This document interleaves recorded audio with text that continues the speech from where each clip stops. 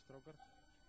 Jóhannes Pétur Héðinsson í sinni fyrst Íslandsliðinu, glímir fyrir KR, og Snær Seljan sem glímdi hér, Snær Seljan Þórósson sem glímdi hér áðan á móti Ólafi. Góður! Þá fór eiginlega í stingum á lofti, byrjaði hérna í Mjamanhygg og síðan út fyrir með hægri fótinn og þar var hann eiginlega komin í stingum á lofti. Þannig að mér sýndist báðir hafa það niður. Hann misti jafnvægið. Hann misti jafnvægið. Þannig að þetta var fallegt bragð. Þetta var vel gert og hann reynir þetta aftur. Jóhannes... Þarna var hann viðbúinn. Þarna var hann viðbúinn, hann lætur ekki taka sér saman bara henni. Nei. Þannig að... Það gef ekki þetta.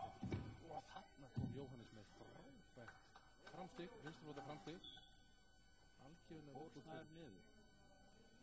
Það er spurning. Nú þegar dómararnir, þeir sýnist dómararnir hafa gefið þetta til kynna að Jóhannes hafi fyllt bara þeim of vel á eftir. Of mikið eftir með hendinni. Þannig þrýst hann niður í völlina en nú er spurning hvað dómarinn.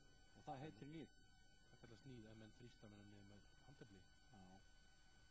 En oftast er það nú kannski svona menn að fylgja bröðunum eftir eða það. Þetta er ekki svona viljaverkefni sem beinir þess að ýta með niður.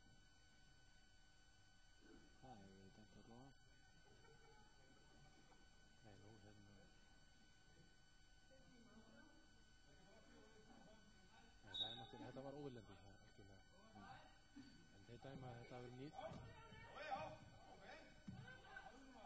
Og Snær djöflast alveg á fullu, þetta er allskyns braut. Og nú er Mjamanhyggur í honum, Jóhannes Verst.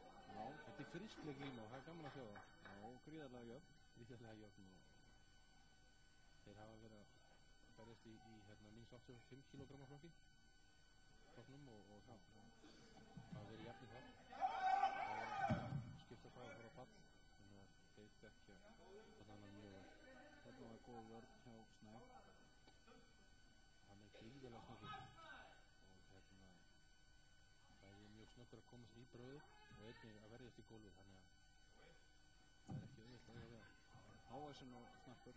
Já, kannski full léttur upp á að geta farið og svona úgna þeim öflugu köpum þarna á efsta falli.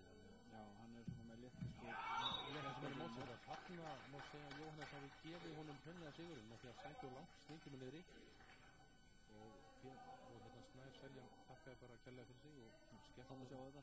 Það var mjög vel gert á stingum niðri.